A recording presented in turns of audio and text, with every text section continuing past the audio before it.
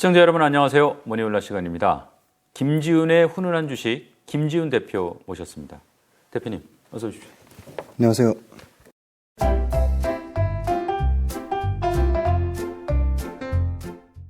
잘 지내셨죠? 아, 네. 힘든 시기를 겪고 있습니다. 예, 다 힘들어요 지금. 네. 원래 종목 연구하시는 분인데 네. 오늘 좀 시장 형편 좀 한번 의견 듣고 좀 갔으면 좋겠어요. 지금 오늘 보니까 뭐 장중에 2,500도 깨졌어요. 네. 어떤 장이라고 보세요? 전체적으로 뭐 여기서 더 크게 빠지건 그냥 제 개인적인 생각입니다. 참고만 하시면 좋을 것 같고요. 저는 여기서 더 크게 빠지기도 더 크게 올라가기도 힘든 소위 말하는 이렇게 장기간 좀 박스권의 장세가 되지 않을까 그렇게 보고 있는데 제일 중요한 거는 제가 보는 지표 중에 뭐 딱 하나만 꼽으라면 금리거든요. 네. 근데 이제 금리를 생각보다 꽤 장기간 동안 올리고 있죠. 물론 9월 달에는 동결을 했지만 이제 한 번 더 이제 11월 달에 한 번 더 올린다는 얘기가 있고 원래 연준에서 밝힌 거는 점도표 평균 중간값이 한 4.5 그 정도 수준이었거든요. 근데 지금 5.1 정도까지 상향이 됐거든요.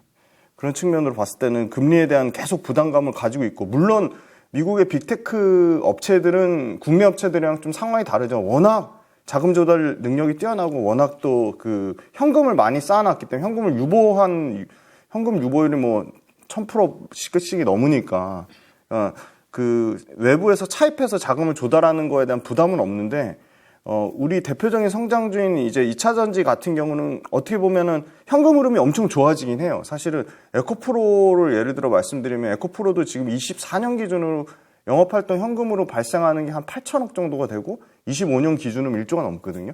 근데 그럼에도 불구하고 기본적으로 그때도 말씀드렸지만 양극재 만톤 그 캐파 증설하는데 약 1,500억에서 3,000억까지 들어가거든요. 그러면은 1조 조달해봤자 뭐 10만 톤 정도밖에 안 되니까 실제 양극재 지금 에코프로비엠이 예상하는 게 2017년까지 71만 톤이거든요.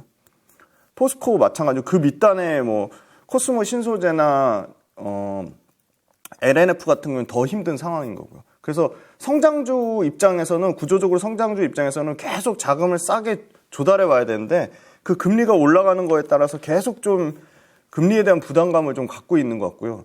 그다음에 두 번째는 예상치 못하게 유가가 지금 작년 11월 달 이후 처음으로 90불을 돌파했거든요. 90불 돌파하니까 이제 바로 뭐 100불 얘기 나오고 110불 얘기가 나오더라고요. 그러면은 이거 철저하게 유가도 수요와 공급인데 공급이 엄청나게 수요가 그렇게 크게 늘지 않더라도 공급이 늘어나지 않으면 유가가 크게 빠질 수가 없는 거죠. 지금 그 브릭스가 기존의 중국, 인도, 브라질, 러시아, 그다음에 남아공 이렇게였는데 신규로 지금 6개 국가를 더 회원을 가입을 받았거든요. 브릭스 국가로. 6개 국가가 아르헨티나, 이집트, 에티오피아, 그다음에 이란, 사우디, UAE예요. 근데 사우디, UAE, 이란 다 모두 석유 매장 국가잖아요.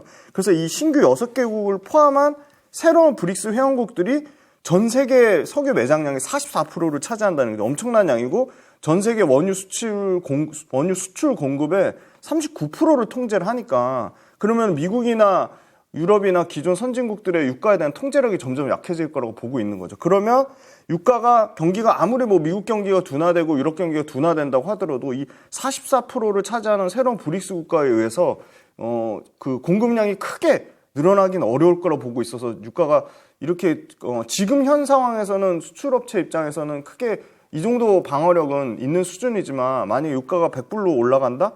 그러면 유가 올라가는 거면 다 100% 다 통화정책에 직격탄을 영향을 미치는 거거든요. 그러면 통화정책에도 엄청나게 부담이 되고 국내 수출업체한테도 부담이 되니까 주시장에는 아무래도 대부분의 성장하는 구조적 성장주의 업체들은 해외 수출을 이제 막 스타트했거나 해외 수출 시장에서 점유율을 엄청 늘리고 있는 회사들이 구조적 성장주로 각광받고 있는데 그런 측면에서 되게 좀 부담이 되는 것 같고요.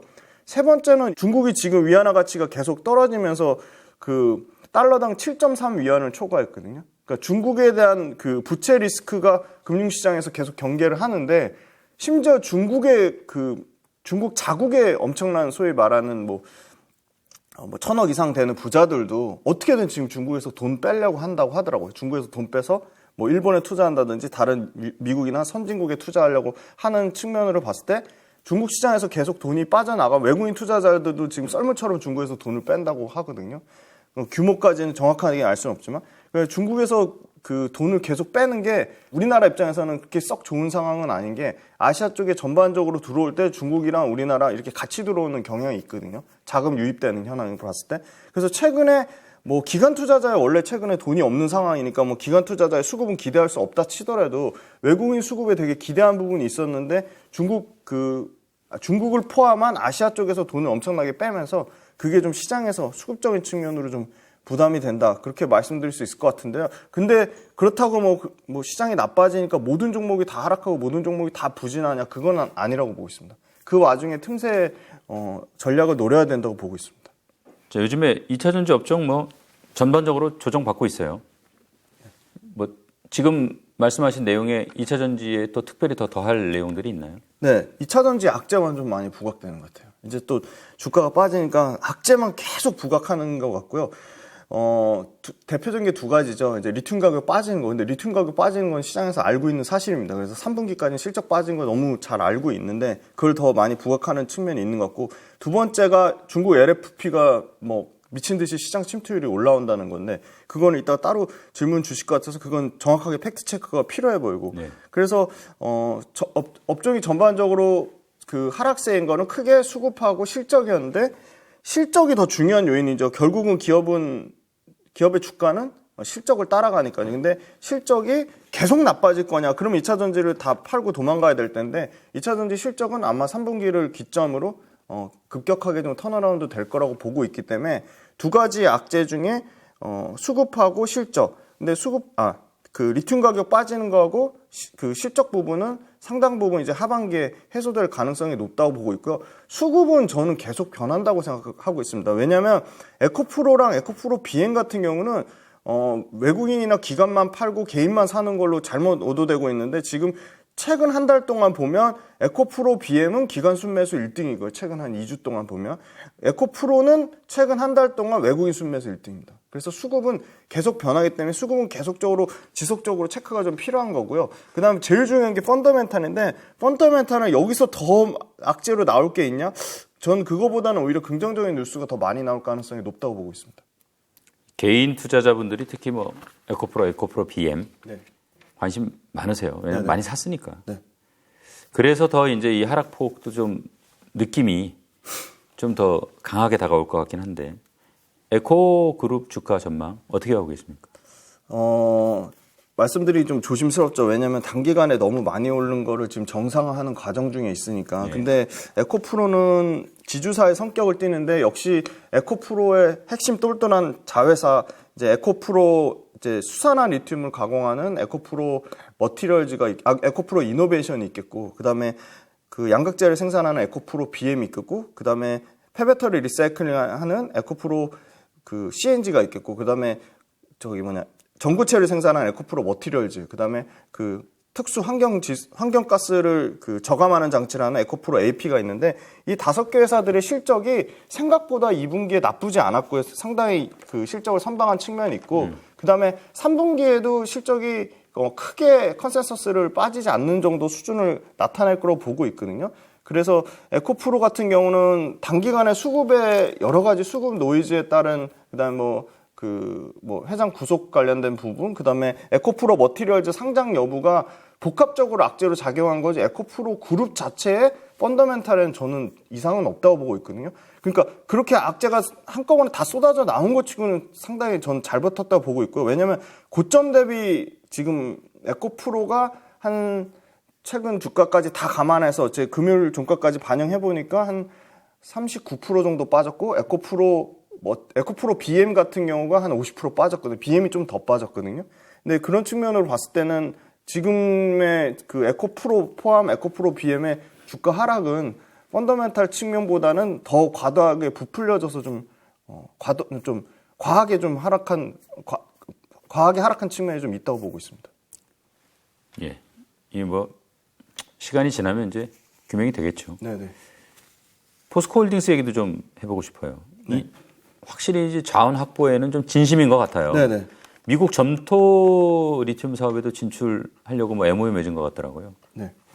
이게 지금 그 호주 진달리하고 합작으로 미국의 칼데라라는 데서, 그러니까 오리건주하고 네바다주 경계에 있는데 칼데라에서 하는 건데, 와, 규모로 치면 지금 그 리튬 삼각지대 있잖아요. 아르헨티나, 볼리비아, 칠레. 그거에 훨씬 뛰어넘는, 한 톤수로 치면 지금 현재 1등이 2천만 톤 정도인데, 지금 볼리비아가 한 2천만 톤 정도 최대 예상하고 있는데, 지금 그거의 2배 정도를 뛰어넘는 한 4,300만 ton을 예상하더라고요. 예. 예상치가. 그러니까 뭐 당연히 이게 나오면은 뭐 압도적으로 1등 할 거라고 보고 있는데, 그러면 이미 호주의 진달리랑 광물 채굴 업체랑 이미 포스코가 미국에 깊숙이 관여해서 지금 하고 있기 때문에, 물론 점토 리튬 사업이 그 아르헨티나 그 움베르토 여모나 아니면 뭐 필바라 광산 리튬보다 그 소위 말하는 순도가 어떻게 될지는 모르겠지만, 물론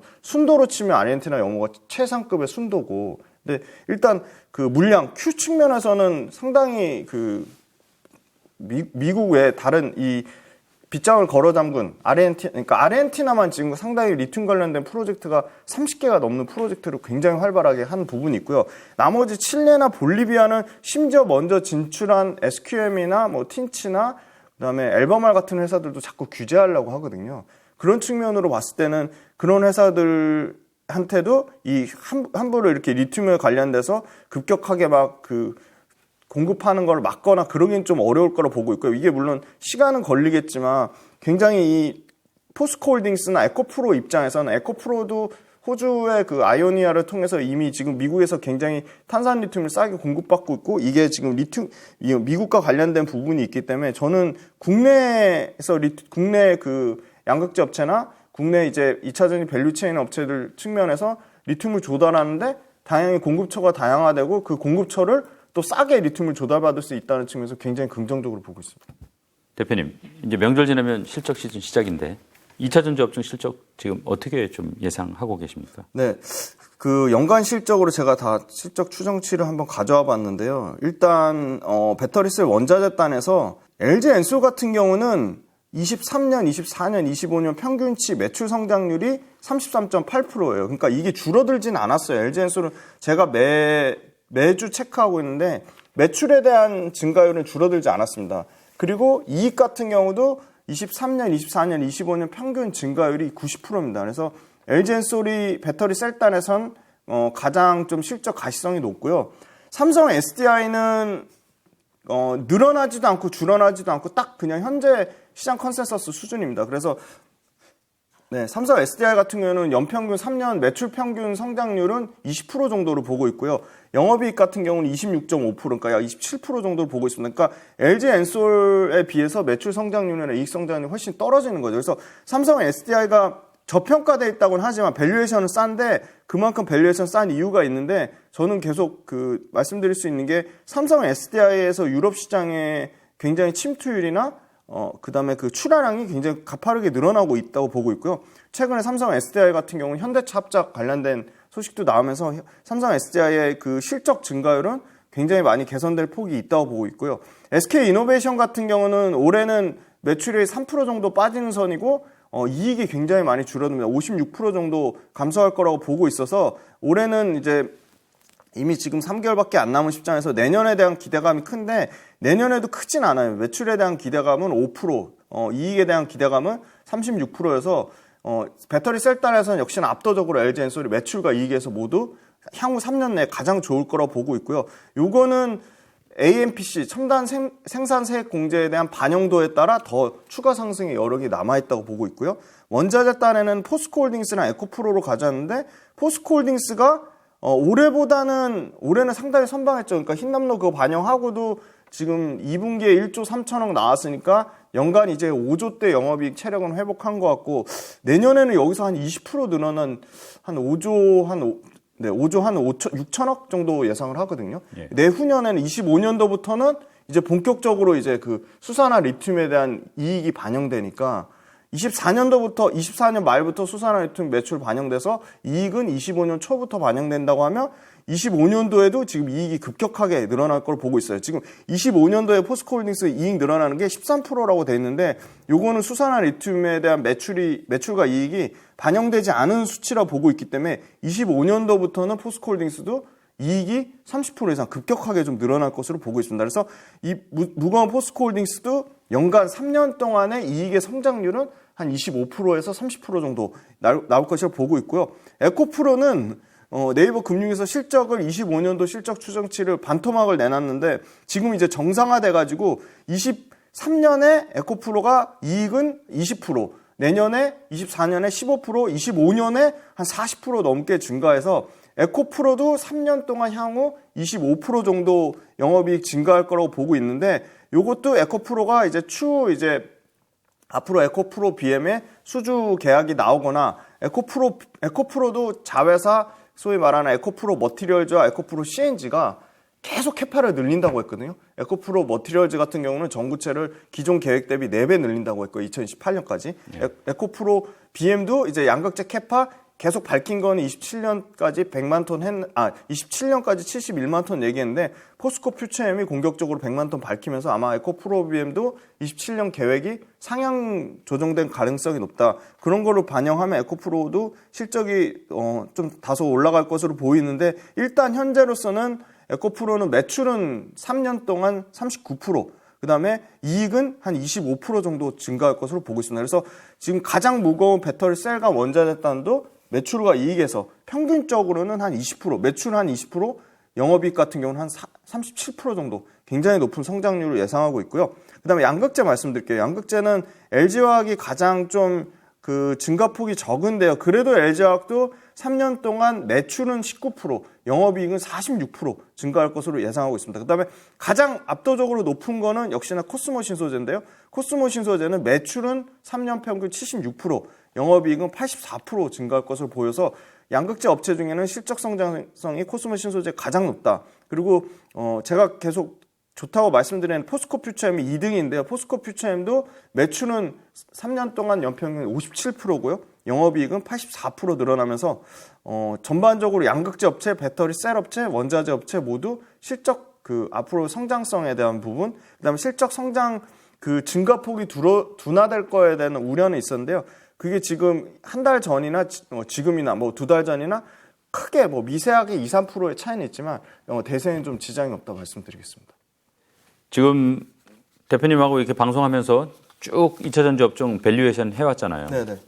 변동이 좀 있습니까? 어떻습니까? 네, 지금 양극재부터 말씀드리면 LG화학이 지금 내년 기준으로 PER이 11배까지 떨어졌고요.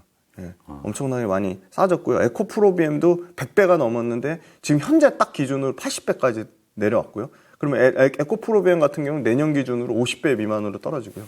한 47배 정도 될 겁니다. 이게 성장폭이 더 가파르니까 그렇게 말씀드리고 포스코 퓨처엠 같은 경우도 PER 기준으로 한 170배 가까이 됐다가 지금 한 120배까지 떨어진 상황이고요. 포스코 퓨처엠도 내년 기준으로는 70배 미만으로 떨어지고 25년 기준으로는 역시 50배 미만으로 떨어질 것으로 예상을 하고요. 코스모 신소재 가장 밸류에이션이 비쌌는데요. 200배가 넘었는데 코스모 신소재도 한 140배 정도까지 떨어졌고 내년 기준으로는 70배 안짝으로 떨어질 것으로 보고 있습니다. 그래서 전반적으로 주가가 평균 양극재 업체 평균 47% 정도 빠지면서 밸류에이션이 많이 낮아졌다고 볼 수 있을 것 같고요. 그럼 밸류에이션 낮아진 것만큼 포스코 퓨처엠, 에코프로비엠, 그다음에 LNF, 코스모 신소재, LG화학의 매출과 이익 성장률이 줄어들었냐? 그건 아니고요. 아까 말씀드렸지만 2, 3% 정도의 미세 조정은 있지만 여전히 매출과 이익 성장률이 평균적으로 치면 이 5대 양극재 업체 평균은 한 40% 정도 매출과 이익 성장률이 나오기 때문에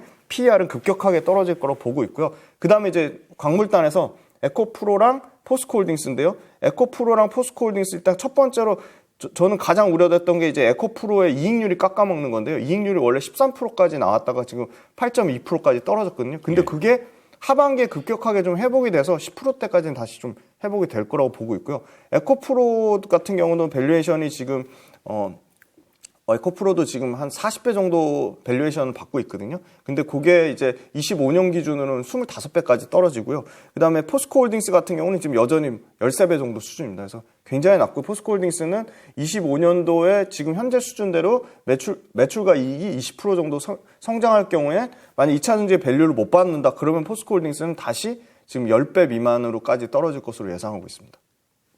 지금 이제 실적하고 밸류에이션 봤습니다. 투자해서 돈 벌려면은 공부도 열심히 해야 되고, 네. 운도 좀 따라줘야 되고. 네네. 또 이렇게 뭐 마음의 평정심 이런 걸 좀 잘 유지해야 될 텐데. 대표님 2차 전지 장기 투자 관점 아직 유지하고 계신 건가요? 네. 2차 전지 뭐 주가 빠지니까 2차 전지 막 다 팔고 도망가야 될 것 좀 악재만 엄청 쏟아내는데 아까 모두에도 말씀드렸지만 우리가 가장 기본적으로 5가지 원칙을 처음에 방송 나왔을 때 말씀드렸는데 그 5가지 원칙을 깨졌냐. 그게 첫 번째가 전기차 시장 침투율인데요. 지금 미국은 아직 10%가 안 되는 9.4% 정도 되는 것 같고요. 지금 유럽 같은 경우는 20% 정도입니다. 지금 딱 한 평균 약 20% 정도가 되고 중국이 지금 30% 정도 육박하니까 주로 공략하는 시장이 미국하고 유럽이니까 미국하고 유럽 시장에서 나는 50%까지 침투되는 게 너무 시간이 오래 걸릴 것 같고 그때까지 못 버틴다면 최소한 그래도 그 시중에 돌아다닌 자동차 중에 전기차가 한 3분의 1 이상은 돌아다녀야지 그게 전기차가 대중화됐다고 하지 지금 상황에서는 전기차가 전혀 대중화된 상황은 아니거든요. 중국은 대중화됐다고 볼 수 있겠죠. 지금 침투율이 30% 가까이 나오니까. 그러면 미국과 유럽에서 우리는 주력이 미국과 유럽 시장이니까 중국을 차치하더라도 미국과 유럽 시장에서 35%의 점유율이 되려면 일단 유럽 시장에서 점유율이 최소한 1.8배 정도 올라와야 되고요. 미국은 10% 미만이니까 아직도 4배 가까이 성장 여력이 남아있는 거죠. 그러면 시장 침투율로 봤을 때 제일 첫 번째 기준으로 말씀드렸던 시장 침투율이 아직 만족을 못한 부분이 있고요. 그 다음에 두 번째가 그 2차 전지 밸류체인 회사들의 캐펙스 투자입니다. 캐펙스 투자는 26년까지는 굳건합니다. 26년까지 물론 뭐 영국의 여러 가지 뭐 이슈도 나오고 했지만 캐펙스 투자 자체는 제가 LG엔솔도 확인해보고 다른 2차 전지 밸류체인 업체들 확인해봐도 캐펙스 투자를 줄인다고 하는 데는 없거든요. 늘리면 늘렸지. 그래서 캐펙스 투자는 여전히 굳건하다고 말씀드리고 캐펙스 투자의 평균치는 제가 봤을 때 배터리 셀까지 포함하면 한 35% 정도 되는데 이 35%가 급격하게 0%로 가지는 않고요. 35%에서 뭐 20%, 15% 줄을 텐데 이 줄어드는 시점은 향후 2년 정도, 그러니까 2025년까지는 좀 줄기는 좀 어려울 거라 보고 있고요. 왜냐면 북미하고 유럽에서는 지금 계속 그 공급이 부족한 상태이기 때문에 그렇다고 보고 있기 때문에 아마 캐펙스 둔화되는 시점이 가장 빨리 올 것 같은데 그것도 향후 25년까지는 좀 유지될 거라 보고 있고요. 세 번째는 2차 전지 회사들의 실적 증가율입니다. 실적 증가율은 매출 증가율, 이익 증가율인데 매출 증가율과 이익 증가율의 평균이 50%인데 그 50%가 꺾이지 않았습니다. 그래서 그것도 꺾이는 시점이 26년도로 보고 있습니다. 26년도부터 매출이든 영업이익이든 증가율이 급격하게 꺾일 건데 그러려면 아직 2년 내에서 3년 정도 시간의 텀이 남아있다고 말씀드리고요.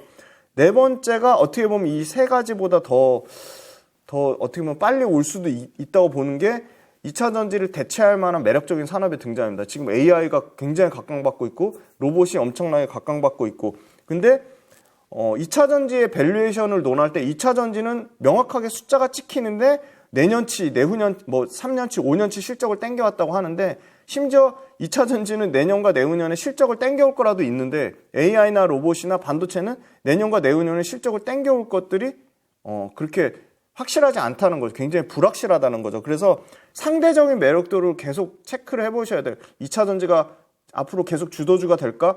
AI가 앞으로 계속 주도주가 될까? 반도체가 계속 주도주가 될까? 아니면 로봇이 계속 주도주가 될까? 그걸 비교해 봤을 때 그냥 막연하게 기대감, 소위 말하는 스토리로 가는 주식보다는 저는 숫자로 가는 주식이 훨씬 더 장기적으로 오래 간다고 보는데 아직까지는 2차 전지만큼 그 숫자의 증가포, 매출의 증가포, 이익의 증가포, 뭐 2차 전지 업종들이 이익률이 너무 떨어지는 거 아니냐. 이익률은 상당히 지금 그 소위 말하는 규모의 경제로 가고 있기 때문에 개선될 폭이 있다고 보고 있고 2차 전지도 계속 과거에 뭐 하이니켈 양극재만 고집하는 게 아니라 차세대 양극재를 계속 개발하고 있고 그 다음에 2차 전지 밸류체인이 다 마진이 안 좋은 게 아닙니다. 뭐 장비 업체들은 뭐 영업이익률이 뭐 18% 가까이 나오는 회사들도 있고 나노 신소재나 뭐 대주전자재로 같이 그 실리콘 응급제라는 회사들도 당연히 양극재 업체보다 이익률이 좋고 그다음에 그 리튬을 하는 포스코홀딩스나 에코프로 같은 경우는 당연히 두 자릿수 이상의 마진이 나오기 때문에 2차 전지 관련된 업체들하고 나머지 여타 업체들하고 상대적인 매력도를 계속 비교해 보셔야 된다. 근데 스토리만으로는 부족하니까 숫자가 찍혀야 된다. 그럼 숫자가 2차 전지만큼 더 명확하게 찍히는 산업이 나오면 그 산업으로 갈아타는 게 저는 맞다고 보고 있는데 아직은 없고 향후 2, 3년 동안도 쉽지 않겠다 그렇게 보고 있습니다. 제가 이제 이런 질문 드리는 게 국내 2차 전지 시장 조사 업체 그 전망 보니까 뭐 이것도 일종의 가정이죠. 네네. 2035년에 양극재 시장이 한 800조 정도. 네네. 그러면 한국 점유율 뭐 좀 보수적으로 30% 잡고 네네. 그럼 240조. 네.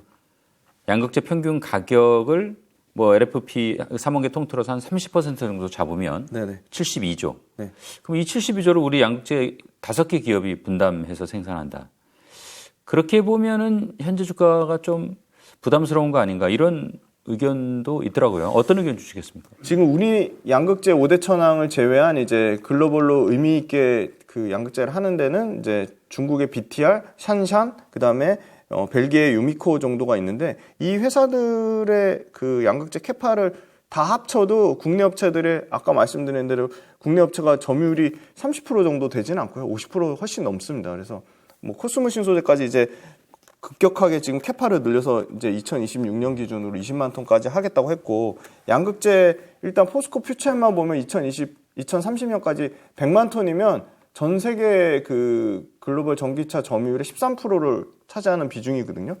그러면 아까 말씀드린 가정 중에 30% 자체가 조금 너무 보수적으로 잡은 측면이 있는 것 같고 저는 이제 105조 정도로 예상하는데 105조 기준으로 이 회사들의 그 캐펙스가 제일 중요한 건 이제 디자인 캐파거든요. 디자인 캐파라는 거는 100% 공장이 가동되고 불량품이 하나도 없이 양품이 100% 생산되는 걸 가정하는 거거든요. 그게 현실적으로 불가능합니다. 디자인 캐파는 말 그대로 목표치인 거고요. 아마 2030년까지 포스코 퓨처엠이 100만 톤을 한다고 해도 현실적인 기준으로는 공장에서 가동률이 진짜 잘 나오면 80%거든요.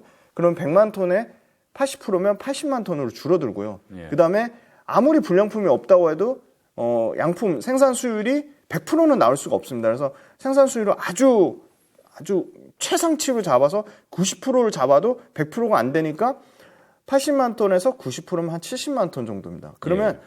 우리가 포스코 퓨처엠만 딱 잡아도 100만 톤 생산할 거라고 했는데 70만 톤이 하면 30만 톤의 갭이 생기고요. 에코프로비엠 마찬가지입니다. 에코프로비엠 2027년까지 71만 톤 하겠다고 했지만 똑같이 계산하면 50만 톤 미만으로 되거든요. 그래서 양극재 캐파가 일단 전체적인 시장 점유율 30% 잡은 가정 자체가 일단 틀렸고 두 번째는 이 디자인 캐파를 생산 수율과 가동률과 여러 가지 감안하면 그렇게 100% 나올 수 없기 때문에 충분히 그 정도의 또 거기서 이제 디자인 캐파랑 나오는 갭이 존재하기 때문에 이거는 저는 시간이 더 걸릴 거라고 보고 있습니다. 이 정도 캐파가 더 채워지려면 27년 잡았지만 뭐 향후 1년이나 2년 정도 더 시간의 여유가 있다고 보고 있습니다.